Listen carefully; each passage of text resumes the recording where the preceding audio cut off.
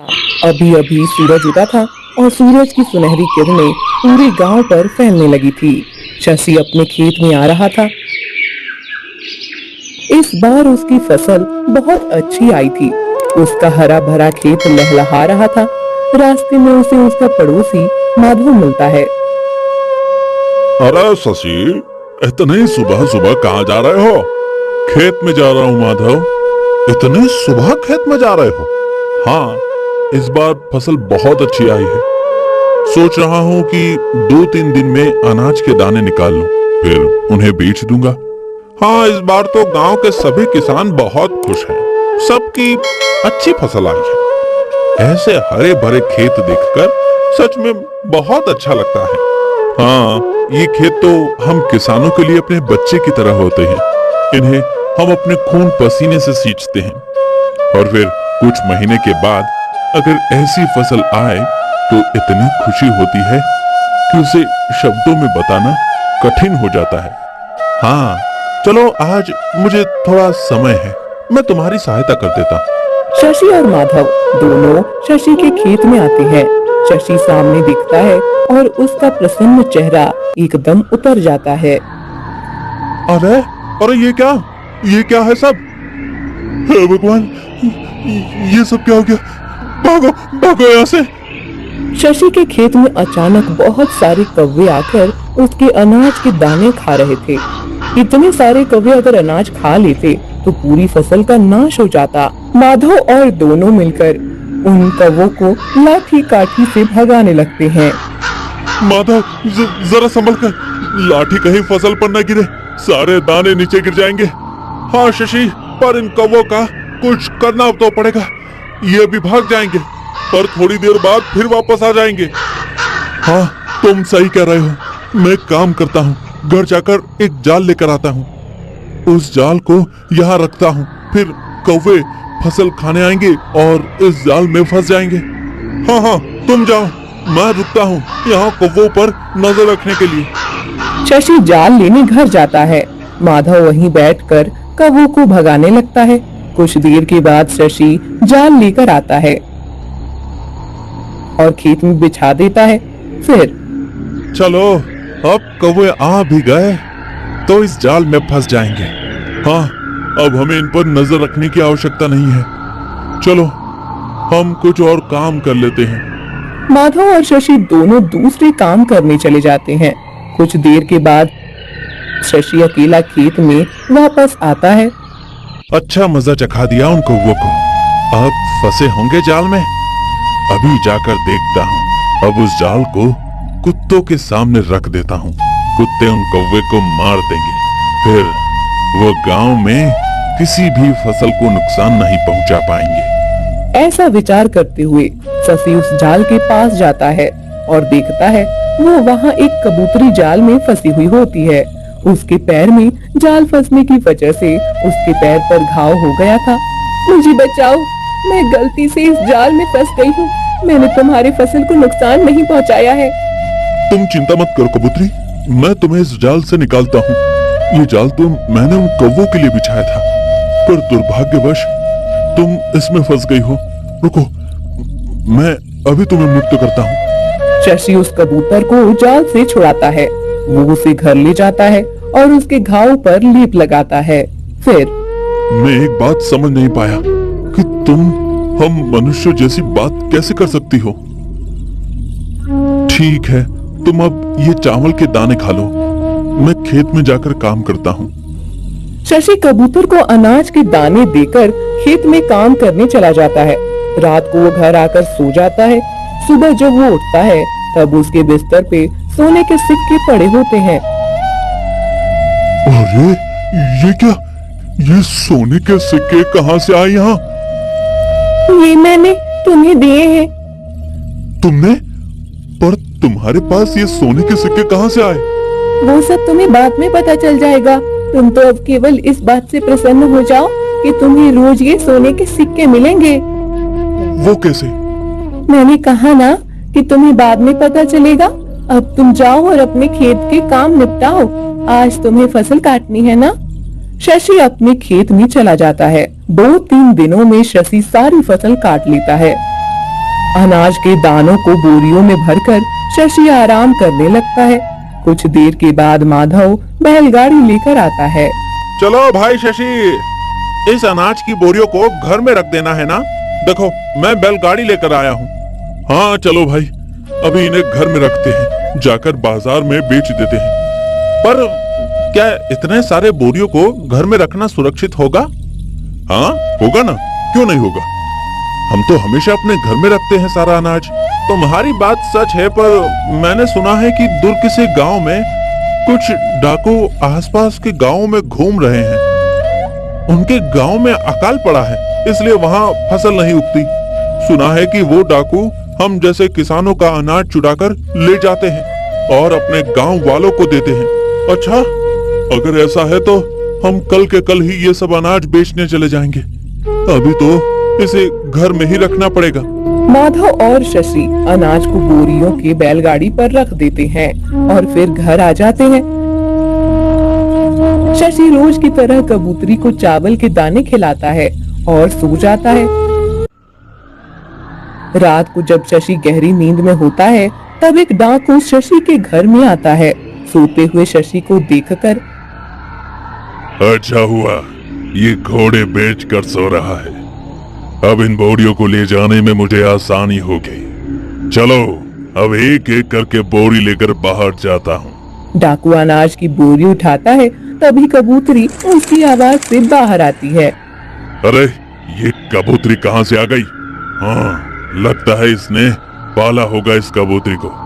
चलो ये मेरा क्या ही बिगाड़ लेगी। डाकू उस बोरी को उठाने लगता है, तभी कबूतरी जोर जोर से चिल्लाने लगती है।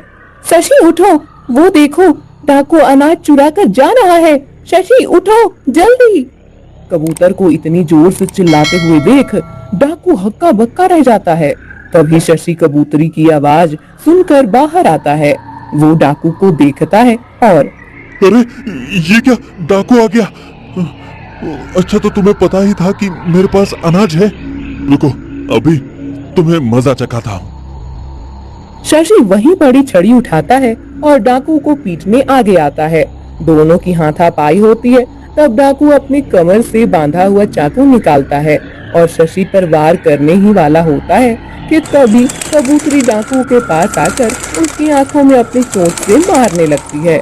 अचानक अपनी आंखें पर वार होने से डाकू को कुछ समझ नहीं आता और वो भाग जाता है। अच्छा हुआ मेरी प्यारी कबूतरी, तुमने मुझे पुकारा। आज तुम नहीं होती तो ये डाकू मेरा सारा अनाज चुरा कर ले जाते। नहीं शशि, मेरे होते हुए तुम्हें कभी कोई नुकसान नहीं हो सकता। तुम कल ही जाकर सारा अनाज बेच कर आओ। अगले दिन शशि माधव के साथ जाता है और सारा अनाज बेच कर आता है। उसे बहुत सारे पैसे मिलते हैं। कबूतरी भी रोज शशि को सोने के सिक्के देती थी। इस वजह से शशि जल्दी ही धनवान बन जाता है। शशि अब अपना घर तुड़वाकर वहाँ बड़ा घर बनवा लेता है। एक रात वो डाकू छुपके से शशि के नए घर को देखता है। अरे वाह, लगता है ये तो बहुत ज्यादा धनवान बन गया है। उस दिन मैं अनाज चुराने आया था तो इसने मुझे चुराने नहीं दिया। अब तो इसके घर में ही चोरी करूंगा। लेकिन पहले ये पता करना पड़ेगा कि ये इतना धनवान बन कैसे गया है। अनाज की बोरी को बेचकर तो इसके पास इतने पैसे नहीं आए होंगे। मुझे इस पर नजर रखनी पड़ेगी। डाकू शशि पर नजर रखने लगता है। एक दिन शशि माधव को एक पोटली देता है। ये लो माधव। अरे ये क्या है इस पोटली में? देखो तो। माधव पोटली खोलकर देखता है तो उसके अंदर सोने के सिक्के होते हैं। अरे ये क्या? ये तो सोने के सिक्के हैं। कहाँ से आए तुम्हारे पास? और ये तुम मुझे क्यों दे रहे हो? अरे मेरे पास जो कबूतरी है वो मुझे रोज सोने के सिक्के देती है। दिन भर में वो जितने भी चावल के दाने खाती है, सुबह मेरे बिस्तर में उतने सोने के सिक्के रखे हुए होते हैं। क्या? ये तुम क्या बोल रहे हो? ये कैसे संभव है? पता नहीं दोस्त, पर उस कबूतरी ने मुझे कहा है। वो कबूतरी सामान्य नहीं है, वो तो हमारी भाषा में बात भी करती है। ऐसी रहस्यमय कबूतरी तो मैंने पहले कभी न सुनी। पर तुम ये सिक्के मुझे क्यों दे रहे हो? तुमने आज तक मेरी बहुत सहायता की है। अब मैं धनवान बन गया हूँ और मैं चाहता हूँ कि मेरा दोस्त भी मेरी तरह धनवान बने। मुझे तो कबूतरी से रोज सोने के सिक्के मिलेंगे। मेरे पास तो सब कुछ है, इसलिए मैंने विचार किया कि तुम्हें थोड़ा धन दे दूं। उन दोनों की बातें उनके पीछे एक पेड़ के पीछे खड़े रहकर डाकू सुन लेता है। फिर अच्छा, तो ये बात है। उस कबूतरी के कारण ये किसान इतना धनवान बन रहा है। फिर तो मुझे इसके घर में चोरी नहीं करनी चाहिए। मैं तो उस कबूतरी को ही चुरा कर ले जाता हूँ। मुझे भी अब सोने के सिक्के ही चाहिए। शशि खेत में होता है। ये देखकर डाकू उसके घर चला जाता है। शाम को जब शशि घर आता है तब देखता है कि कबूतरी घर में नहीं है। शशि पूरे घर में कबूतरी को ढूंढता है पर कबूतरी कहीं नहीं होती। माधव वहाँ आता है। अरे क्या ढूंढ रहे हो? मेरी कबूतरी घर में कहीं नहीं दिख रही है। अरे अरे शशि, वो तो एक पंछी है, उड़ गई होगी। कब तक तुम्हारे घर में रहेगी? तुम ज्यादा मत सोचो। नहीं, मुझे नहीं लगता कि वो उड़ गई होगी। मैं देखता हूं। अरे इतने दिन तो तुम उस किसान के पास ही तो थी। तुमने उसे धनवान बना दिया है, अब मुझे भी धनवान बना दो। मुझे पता है तुम उसे रोज सोने के सिक्के देती हो।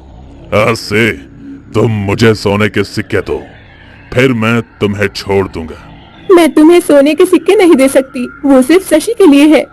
तुम्हें मुझे सोने के सिक्के देने ही पड़ेंगे, नहीं तो मैं तुम्हारी हत्या कर दूंगा।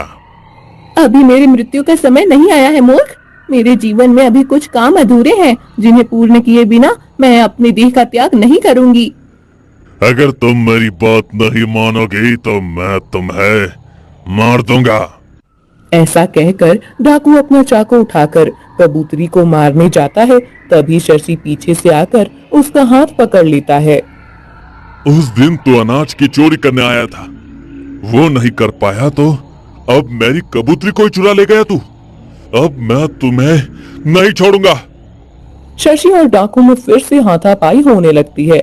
इस बार डाकू शशि पर चाकू चलाने में सफल हो जाता है। शशि के हाथ पर चाकू से घाव हो जाता है और उसके शरीर से खून बहने लगता है। उसके खून की कुछ छींटे कबूतरी के शरीर पर गिरते हैं और वहां अचानक रंग बिरंगी किरणें उत्पन्न होने लगती हैं। उन किरणों के साथ ही कबूतरी गायब हो जाती है। एक सुंदर राजकुमारी वहां पर प्रकट हो जाती है। कितनी सुंदर राजकुमारी है। राजकुमारी, मैं आप पर मोहित हो गया हूँ। आप मुझसे विवाह कर लीजिए। मूर्ख डाकू, मुझसे मैं कभी विवाह नहीं कर सकती। मैं पहले से ही विवाहित हूँ और इतने दिनों से मेरे पति के साथ ही रह रही थी। इतने दिनों से तुम मेरे साथ रह रही थी, इसका अर्थ है कि मैं तुम्हारा पति हूँ और तुम अचानक कबूतरी से राजकुमारी कैसे बन गई? क्या रहस्य है तुम्हारा? अरे ये मेरे लिए यहाँ आई है। नहीं, मैं शशि की पत्नी हूँ और उसके साथ ही रहूंगी। पूरा एक जन्म में उसके साथ रहने की प्रतीक्षा कर रही थी। अब हम दोनों को एक दूसरे से अलग कोई नहीं कर सकता। राजकुमारी, मैं तुम दोनों को एक नहीं होने दूंगा। मैं तुम्हें प्राप्त करके ही रहूंगा, फिर चाहे मुझे इस किसान की हत्या ही क्यों ना करनी पड़े। नहीं, तुम शशि की हत्या मत करना। मैं तुम्हारे साथ आने के लिए सज्ज हूँ। ये तुम क्या कह रही हो राजकुमारी? तुम इसके साथ कैसे जा सकती हो? उसने कहा ना कि वो मेरे साथ आ रही है। उसे अब मैं पसंद आया हूँ। डाकू शशि से बात करने लगता है। इसी अवसर का फायदा उठाकर राजकुमारी वहीं पड़ा हुआ चाकू उठाती है और डाकू की हत्या कर देती है। फिर इस दुष्ट डाकू को बातों में उलझाने के लिए मैंने ऐसा कहा था उसे। शशि, तुम्हारा और मेरा संबंध पिछले जन्म से है। तुम ये सब क्या कर रही हो? मेरी कुछ समझ में नहीं आ रहा। मैं तुम्हें सब विस्तार से समझाती हूँ। पिछले जन्म में तुम एक राजकुमार थे और मैं एक राजकुमारी थी। हम दोनों का विवाह होकर कुछ ही दिन हुए थे। एक बार हम दोनों वन में विहार कर रहे थे। तब सुनिए राजकुमार, मुझे भूख लगी है, आप मेरे लिए फल तोड़ कर लाइए ना। अवश्य, मैं अभी लाता हूँ।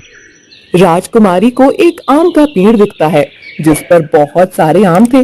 उस पेड़ के पीछे एक साधु तपस्या करने बैठे हुए थे, जो राजकुमार को दिख नहीं रहे थे। राजकुमार आम पर पत्थर मारने लगते हैं। आम तो नीचे नहीं गिरता, पर एक पत्थर पीछे तपस्या कर रहे साधु के सर पर जाकर गिरता है। उनके सर से खून बहने लगता है और उनकी तपस्या भंग हो जाती है। साधु बहुत क्रोधित हो जाते हैं और मूर्ख राजकुमार, मेरी तपस्या भंग कर दे। साधु की आवाज सुनकर राजकुमारी भी भागकर राजकुमार के पास आती है। क्या हुआ राजकुमार? मैं आपके लिए आम तोड़ने के लिए उस पेड़ पर पत्थर मार रहा था। एक पत्थर साधु बाबा को लग गया। मुझे नहीं पता था कि पेड़ के पीछे साधु बाबा बैठे हैं। तुमने मेरी तपस्या भंग कर दी है, इसलिए अब तुम्हें मेरे क्रोध का सामना करना पड़ेगा। नहीं साधु बाबा, इनकी कोई गलती नहीं है। मैंने ही उन्हें कहा था कि मेरे लिए फल तोड़ कर लाइए। राजकुमारी, तुम्हारे फल खाने की इच्छा से मेरे शरीर से रक्त बह गया है और मेरी तपस्या भी भंग हो गई है। तुम्हारे प्रेम के लिए राजकुमार ने इस पेड़ पर पत्थर मारे हैं। मैं तुम्हें श्राप देता हूँ कि तुम दोनों का वियोग हो जाएगा। तुम एक कबूतरी बन जाओगी और कभी राजकुमार के साथ नहीं रह पाओगी। नहीं नहीं साधु बाबा, हमें इतना बड़ा श्राप मत दीजिए। हम दोनों एक दूसरे से बहुत प्रेम करते हैं। मैं आपसे क्षमा मांगती हूँ। कृपया अपने श्राप का समाधान कीजिए। साधु बाबा अपना क्रोध शांत करते हैं और ठीक है, मैं दिया हुआ श्राप तो वापस नहीं ले सकता, इसलिए तुम्हें कबूतरी का शरीर तो प्राप्त होकर ही रहेगा। राजकुमार अपने अगले जन्म में एक सामान्य किसान के रूप में जन्म लेंगे और तभी तुम उनसे मिल पाओगी। जब उनके रक्त के छींटे तुम्हारे शरीर पर गिरेंगे, तब तुम अपने असली रूप में आ जाओगी। आज वो दिन आया है जब हम दोनों का फिर से एक बार हम एक हो गए हैं। मैं तुम्हारी पत्नी हूँ शशि। पर फिर वो सोने के सिक्के, वो तुम्हारे पास कहाँ से आए थे? मैं इतने वर्षों से कबूतरी बनी हूँ। पूरा एक जन्म बीत गया है। इतनी वर्षों की मेरी कबूतरी बने रहने की इस तपस्या से मुझ में कुछ शक्तियाँ एकत्रित हो गई थी। मैंने जब तुम्हें खेत में काम करते देखा था, तब मुझे बहुत दुख हुआ। पिछले जन्म का राजकुमार इस तरह से खेत में खून पसीना बहा रहा है, यह देखकर मैंने अपनी तपस्या के फल से वो सिक्के उत्पन्न किए और तुम्हें दे दिए, ताकि तुम सुखपूर्वक जीवन व्यतीत कर सको। तुम्हें मिलने के बाद इतने दिनों तक मैं इसी दिन की प्रतीक्षा कर रही थी कि कब वास्तव रूप में आऊं और तुमसे मिल पाऊं। तुम ये सब सच बोल रही हो? मतलब ऐसा भी हो सकता है? इस बात पर मुझे विश्वास नहीं हो रहा है और मुझे ये सब स्मरण भी नहीं है। हाँ, इस बात पर विश्वास करना आसान नहीं है, परंतु मैं सब सत्य बोल रही हूँ। साधु बाबा के श्राप के कारण तुम्हें कुछ स्मरण नहीं है। तुम मेरे साथ चलो। जिस स्थान पर हमें वो श्राप मिला था, उस स्थान पर जाने के बाद ही तुम्हें सब स्मरण होगा। साधु बाबा अभी तक वहीं हैं, वो तुम्हें सब स्मरण करा देंगे। राजकुमारी शशि को लेकर उस पेड़ के पास आती है। वहाँ उन्हें साधु बाबा मिलते हैं। राजकुमारी साधु बाबा को बताती है कि शशि को सत्य से अवगत कराएं। शशि, राजकुमारी सत्य बोल रही है। यदि फिर भी तुम्हें विश्वास नहीं है तो मेरी आंखों में देखो। मेरे आंखों में तुम्हें वो प्रसंग दिखाई देगा जो तुम्हारे पिछले जन्म में घटित हुआ था। शशि साधु बाबा की आंखों में दिखने लगता है। साधु बाबा की आंखों से शशि को पिछले जन्म की सारी बातें वैसे ही दिखती हैं जैसे उस राजकुमारी ने बताई थी। अब शशि को सब स्मरण हो जाता है। साधु बाबा, मुझे स्मरण हो गया है। अब मैं अपनी पत्नी के साथ अपना जीवन व्यतीत करूंगा। हमें आशीर्वाद दीजिए। शशि अब सब समझ जाता है। वो राजकुमारी के साथ अपने घर आता है। राजकुमारी भी एक सामान्य किसान की पत्नी की तरह शशि के साथ रहने लगती है।